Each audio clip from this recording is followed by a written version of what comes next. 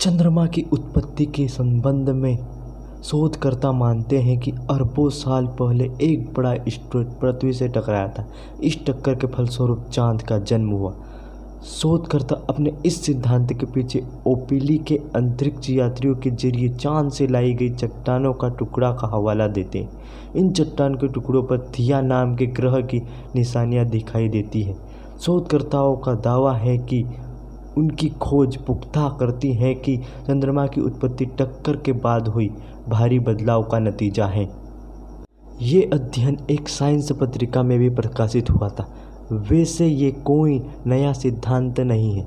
ये पहले से माना रहा है कि चांद का उदय खगोलीय टक्कर के परिणाम स्वरूप हुआ था। हालांकि एक दौरान ऐसा भी आया जब कुछ लोग कहने लगे कि ऐसी कोई टक्कर नहीं हुई, लेकिन वर्ष 1980 में के आसपास में सिद्धांत को स्वीकृति मिली हुई। 4.5 बिलियन साल पहले पृथ्वी और शिया के बीच हुई टक्कर में से चंद्रमा की उत्पत्ति की थी। थिया का नाम ग्रीक पौराणिक कथाओं में मौजूद सिलीन की माँ के नाम पर रखा गया था। सिलीन को चंद्रमा की माँ कहा जाता है। समझा जाता है कि टक्कर होने के बाद थिया और धरती के टुकड़े एक दूसरे में समाहित हो गए और उनके मिलकर ही चांद की पैदा हुई।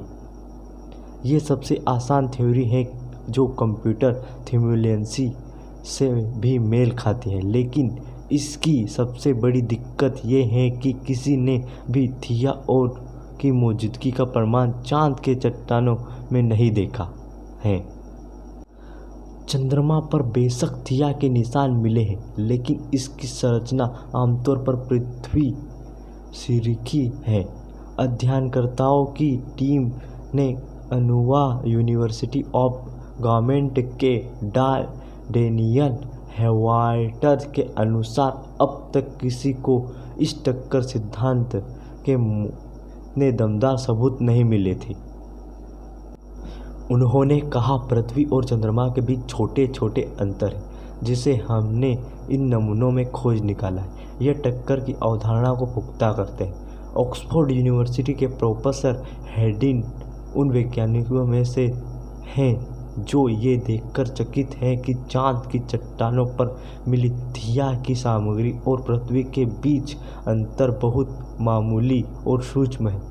ओपन यूनिवर्सिटी के डॉक्टर महेंद्र आनंद इस शोध को रोमांचकारी बताते हैं, लेकिन वह ये भी कहते हैं, मौजूदा तथ्य चांद के आए गए महज 3 चट्टानों नमूनों के आधार पर निकाले जा रहे हैं।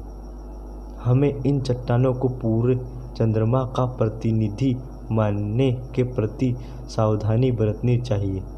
इस लिहाज से चांद की अलग अलग चट्टानों का विश्लेषण भी जरूरी है, तभी आगे की पुष्टि की जा चाहिए।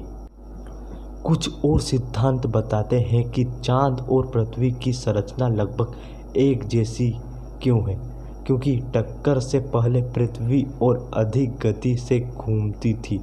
एक और सिद्धांत ये कहता है कि थिया आकार में कभी ज़्यादा बड़ा ग्रह था। एक और विवादित सिद्धांत नीदरलैंड के ग्रेजिनी यूनिवर्सिटी के प्रोफेसर राव डी मेजर का है। उनके अनुसार पृथ्वी की सतह के करीब 29,000 किलोमीटर नीचे एक नाभिकीय विखंडन के फलस्वरूप पृथ्वी की धूल और पपड़ी अंतरिक्ष में उड़ी और इस मलबे से इकट्ठा होकर चांद का जन्म हुआ। उन्होंने बीबीसी के बातचीत में कहा कि पृथ्वी और चंद्रमा की संरचना में अंतर के नए निष्कर्षों के बाद भी उनके दृष्टिकोण में कोई बदलाव नहीं हुआ है। वह कहते हैं, जिस अंतर के बारे में कहा जा रहा है कि वो बहुत मामूली है, हमें इन्हीं मामूली कि चांद का निर्माण किस सतह हुआ।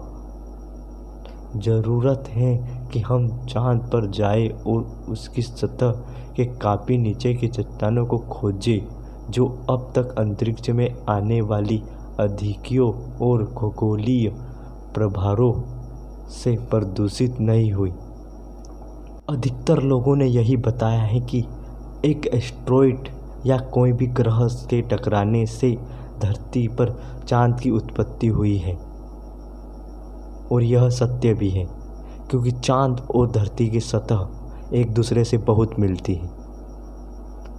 दोस्तों, अगर आपको यह वीडियो पसंद आया हो तो कमेंट करिएगा, लाइक करिएगा और इस वीडियो को शेयर करिएगा और हमारे चैनल को सब्सक्राइब कर लीजिएगा ताकि आपको ऐसी ही नॉलेजेबल वीडियो मिलती रहे। तो चलते हैं, धन्यवाद।